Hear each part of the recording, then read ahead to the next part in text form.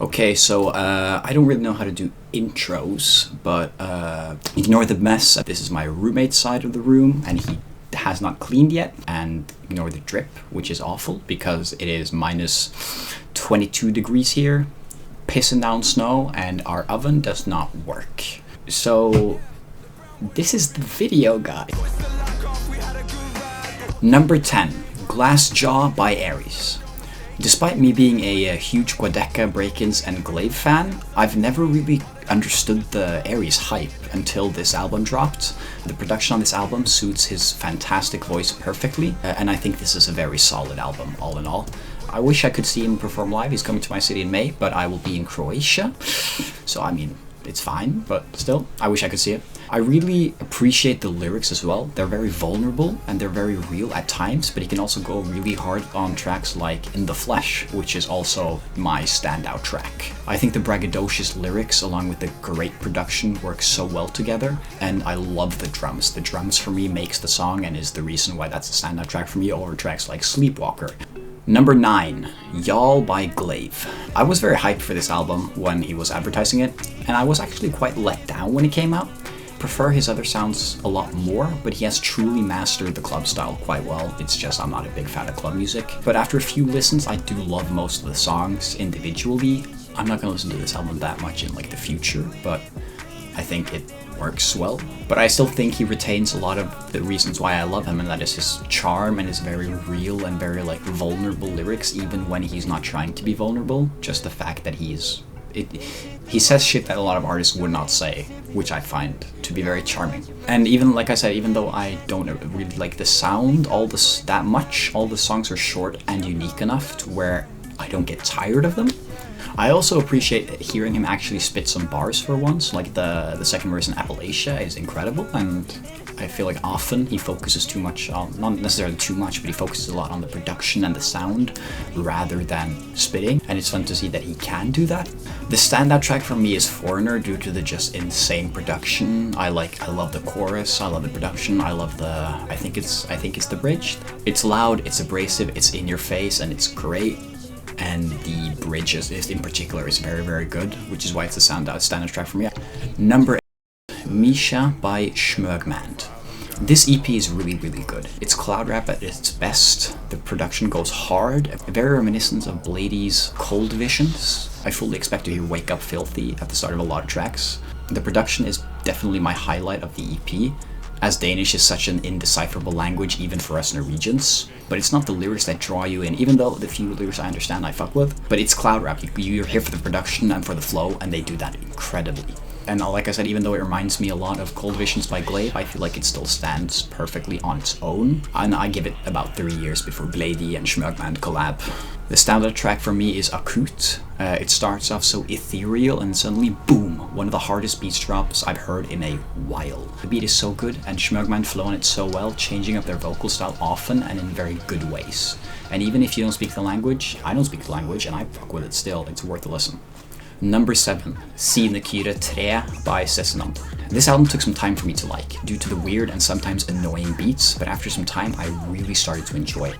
It's very different from anything I've really heard in the Norwegian music scene as of late, and the songs are very short, making it a very digestible album, making it very easy to just turn on and turn off, even if you don't listen to it all the way through. It feels a lot like a mixtape in that way. It's a very fun album, and because of the shortness of the songs and also of the album in total, it's my most played album of 2025, despite not being my favorite. It's a great listen in the same way that Barbie is a great film. It is slop, but it's slop that's different, creative, and fun, and even if you don't speak Norwegian, it's definitely worth a listen. My favorite track is easily Spor 6. It's very short with strange production, but Cess's flow is one of the best and catchiest I have ever heard from him. The very simple beat used at times in a track is very compelling, and it feels like he's sort of moonwalking on top of the beat with this incredible flow, and I really appreciate that.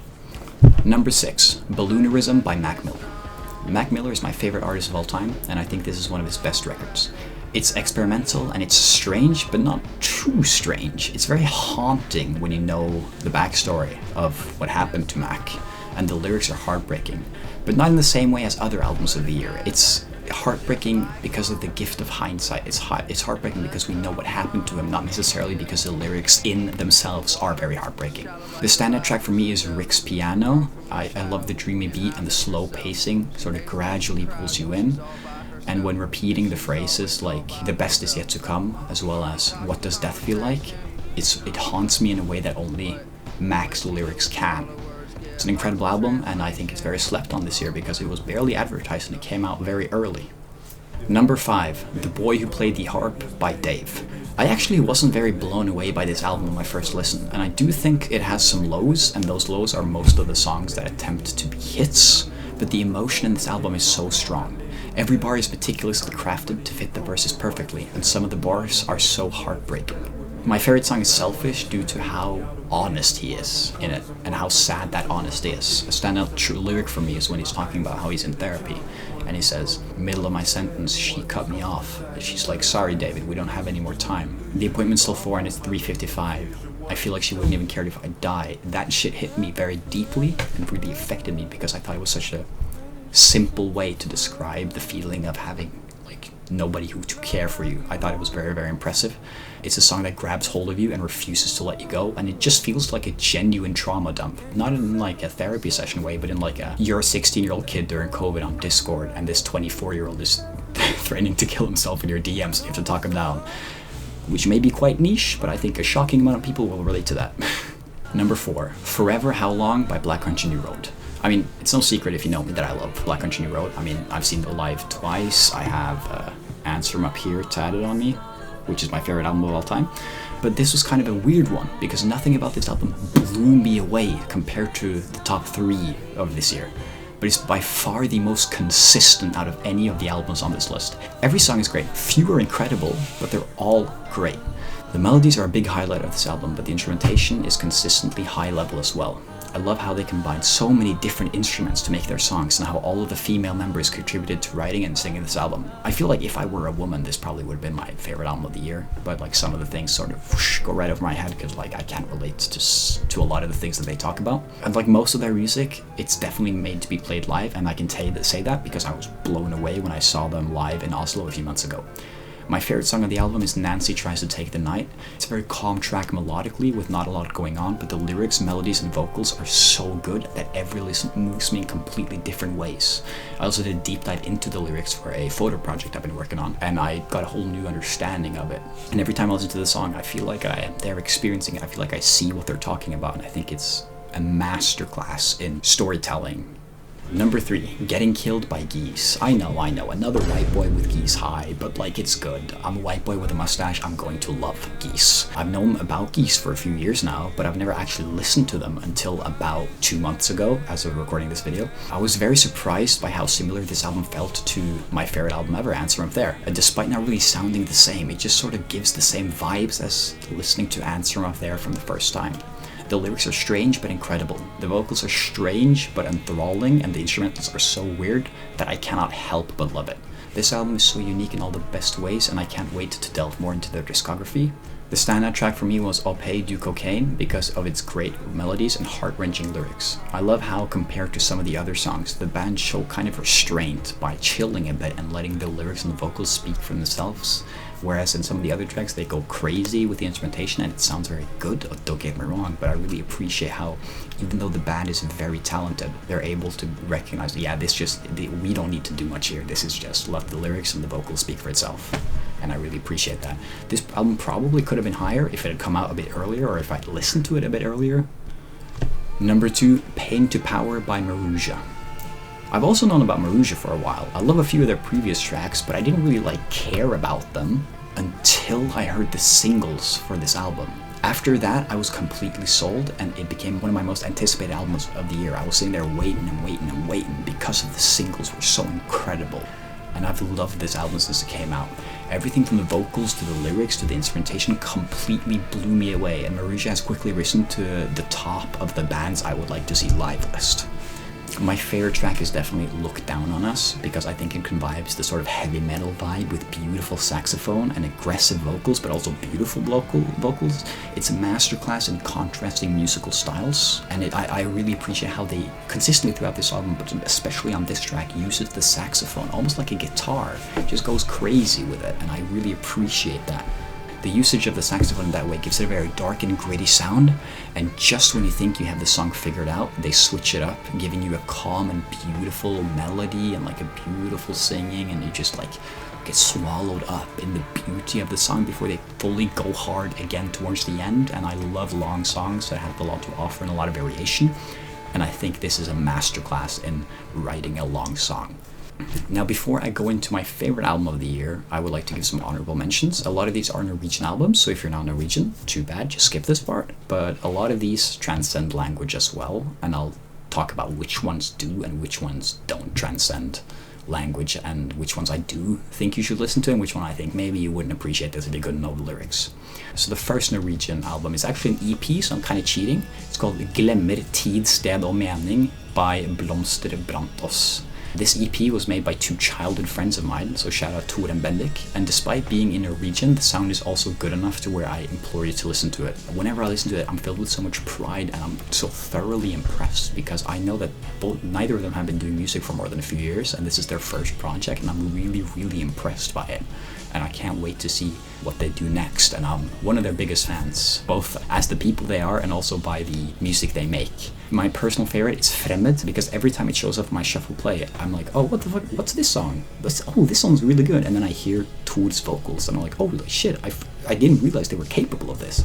I get just as pleasantly surprised every time, and listening to that track in particular fills me with so much pride and awe that the two of them managed to make such a good debut. They also released a single towards the end of the year, which is incredible, and I implore you to listen to that as well. Now I'm going to blitz through two Norwegian rap albums that I don't feel really transcend language. It's TT2 by Tyr. I was quite disappointed by it on release, but it really grew on me. He's a Norwegian rapper, and while he does rap a lot with like English individual bars, it's mostly Norwegian. It's good, but it doesn't really transcend language barriers. My favorite track is Trekk, which is a vibe-ish song that I'm very shocked didn't become a hit.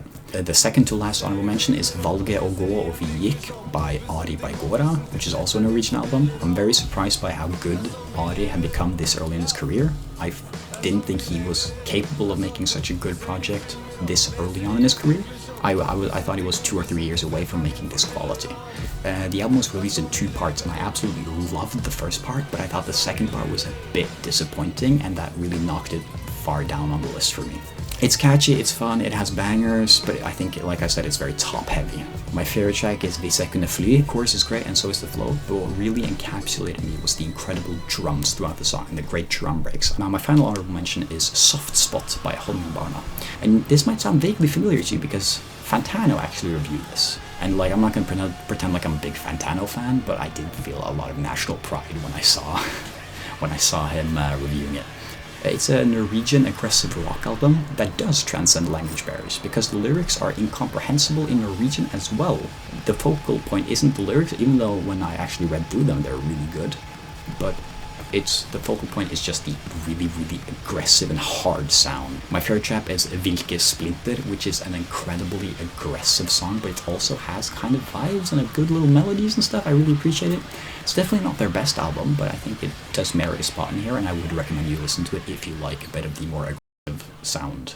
And now for my favorite album this year, and maybe the most impressive album I've ever heard in terms of like a sonic point of view, is Vanisher Horizon Scraper by Quadeca.